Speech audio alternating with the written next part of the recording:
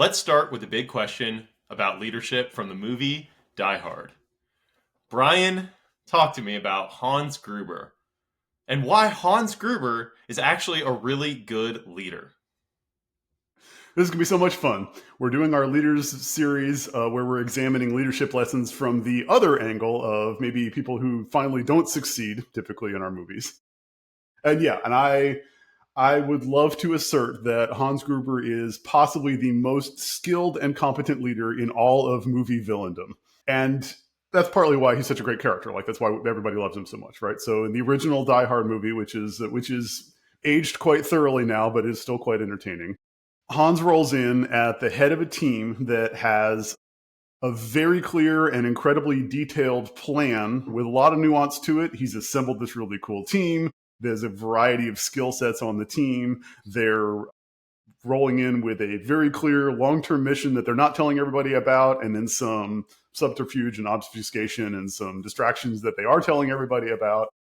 And they're super focused, and everybody seems committed to the plan. And it's fun to watch him for most of this movie be hyper competent, and then it's fun to watch him sort of descend into reactivity mode. But I would argue that based on the level of planning and skill that Hans displays, he basically deserves to win. Like, the only reason that he doesn't succeed at the thing that he's trying to do is that he comes up against somebody who does increasingly ridiculous superhuman things. In the context of a increasingly ridiculous superhuman movie, of course. But yeah, the Hans deserves to win. He should have walked out of there and be sitting on the beach earning 20% somewhere right now. I think it's interesting to think about Hans from the team perspective, and I know we'll talk about this a little bit, but he is a type of leader who builds a organization around him of people who are more competent than him, which is something that we rarely see because it takes somebody who has some level of humility to do that, and who also has a level of trust in the mission and the process, especially if you're going to be somebody like Hans who has very low morals and is willing to do just about anything in order to accomplish the mission. It's like when you're a Sith Lord, for example. Like, if the morals are so low that you're willing to do whatever it takes to accomplish the mission, then it's kind of risky to have people who are more competent than you around you, because assumedly, if you need to be sacrificed in order to accomplish the mission, they're going to do that. They'll just take your share and divide it up evenly. Yeah, so I love that you brought Darth Vader in here, because we did our last couple episodes on Vader as a villain. And as a middle manager, as a character, Vader is kind of the anti-Hans Gruber, right? Vader is all about himself. He's all about his own power. He's all about his own motives. He's all about protecting his secret knowledge. And he displays very little engagement with the stormtroopers. Right? He's just kind of going off and doing his thing. Whereas what we see is, Hans has clearly built this team of diverse skills that are better than him at specific things. He's got a technical person, and he's got a very American-seeming front man, and he's got people that can do explosives, and he's got people that are hyper-violent. And, so he's got this diverse team around him, and he's not intimidated by having specialists that are outside of his area. And he's made the incredibly detailed plan, which also we never see Darth Vader doing. He's looking over the hill. He's thinking about the contingencies. He's 2 steps ahead of everybody else for nearly the entire movie. But also, he's not afraid to get his hands dirty. He'll go down in the trenches with a team. He'll go check on the explosives. He does a lot of on-the-fly prioritizing, adapting to things that change. He's calm, but he has a sense of urgency. Like, he's actually pretty compelling. He is. You can see in another world, if he doesn't have that fatal flaw in his morality, and he gets aligned with a mission that's honorable, maybe somehow Hans Gruber becomes the type of leader who can, I don't know, be on the other side of history. Right. Or maybe if he just doesn't run into a John McClane on a particularly bad day. Yeah, or at least he could get rich and accomplish his own mission. Yes. He's, like I said, I feel like he deserves to win. So, all right, Brian. Well, let's hit the intro here.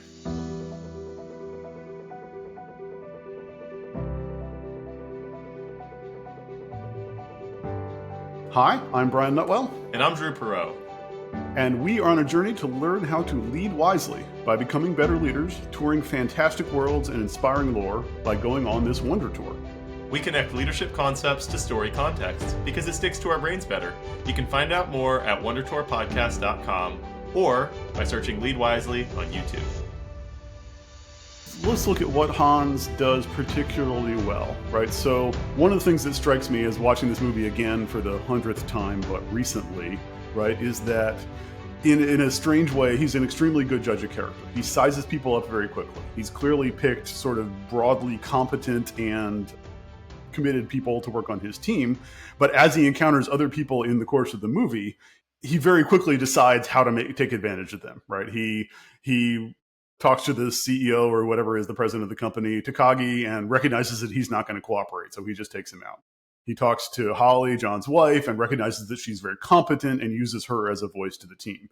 He talks to Ellis, the kind of smarmy lawyer that everybody hates, and immediately assesses that he's completely incompetent and, takes advantage of him, but then takes him out.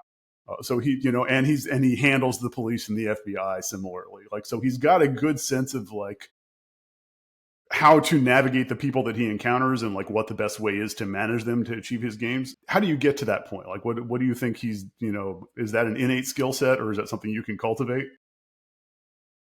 That's a good question, because we all look at those leaders and think, well, that's the type of leader that I'd like to be. Regardless of my personality and my experiences, I would like to be the type of leader who can operate at the edges.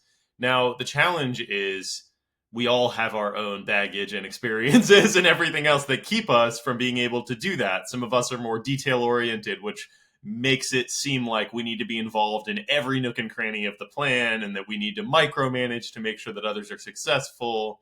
Others of us like to just operate at the highest of levels in the vision and the strategy. And when we're operating up there, we don't need to understand anything about the specialists. We just have to trust that they can complete their processes. And what we see is, in order to be able to pull together these competencies, you have to be able to do some of each. To me, the only way that I find to be able to do that is you have to just cultivate strong relationships with people who are more skilled than you. And it can be within your team, within your organization, or outside your team or organization. I don't know what it is about me, but I want to get fast feedback on anything I do, and I want to get it from the smartest person who knows the most about the things that I'm trying to test, build, present, tell a story, whatever it is, right? I want that feedback early on.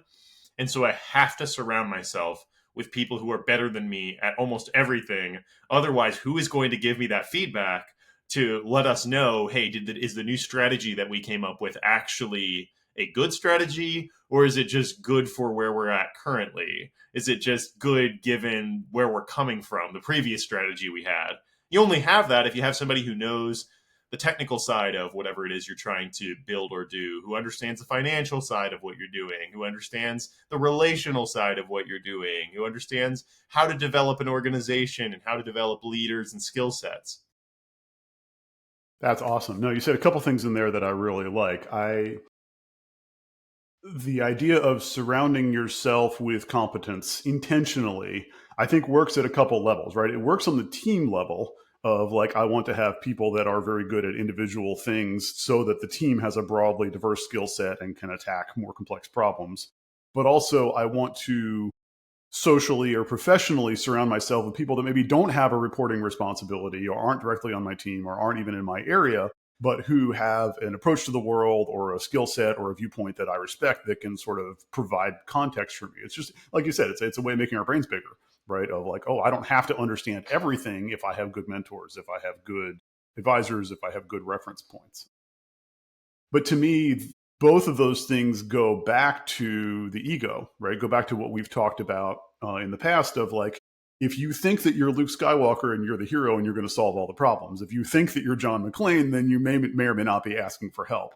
But if you think that your job is to be the mentor and to help others and to learn from others and sort of, help push things forward, if it's not about you being personally awesome, but it's about understanding the world, then you can sort of let go of that, the intimidation or the resentment or the, one-upmanship that goes with well, I have to be best at all the things. Yeah, I think Hans does a good job of that. He, like you said in the intro, he has these people who each have their own unique skill set. The one guy's much better technically than he is, and he trusts that guy. He's not second guessing. No, you should be able to cut those locks faster. which is what you sometimes get with leaders. Right. No, that's a really good point. Like that's a good interaction where he's like, okay, so I brought you here to do this special thing. You can do the special thing, and you know, and the deal's like, yes, it's going to take me this long to do this, and this long to do the other part, and then this is the part that I can't do that I need help with. It's like, okay, as a leader, I'm going to go work on that. Like I got a plan for the part that I didn't, you know, that you aren't reasonably able to do, right? And so this whole plan, like the whole thing of what that they're trying to accomplish, which turns out to be just a heist, like they're just trying to steal an extremely large amount of money, right? He's the leader who's in the position of looking over the hill. Like I see down the road, these are the things that need to happen in the order to get us to the place that we want to be. And here's the roadblocks we've got to overcome. And I've got a plan to attack each one of those. And I'm going to bring in the right people or arrange the circumstances so that those individual components can happen in the right order. Like that's really powerful. And that's not, like you say, when we come from a point of being a specialist, when we come from a point of being hyper competent at a specific thing, that's not necessarily what we're naturally good at. But it is achievable if you dedicate yourself to like, I don't have to be good at all the things, but I do have to be good at zooming out and looking over the hill and understanding context. Like, get your experts involved, get your advisors involved, do the homework, do your studies, you know, read your magazines, whatever it is. Like, that's achievable. Like we aren't all going to be, you know, Oppenheimer from one of our previous episodes where he was both the visionary and maybe individually better at physics than everybody else in the Los Alamos lab. Like that's maybe not a thing you can aspire to be, is to be the smartest person in the room who also has the biggest picture. Like that's a little crazy. But the idea that you can use your technical base or your whatever existing competence you have and then start to zoom out and and be the one that provides context and to be the one that does some planning and to be the one that does the research, like any of us could do that. I think that's good, Brian. I think we'll flush that out even a little bit more as we get going here into our mountaintop and practical application.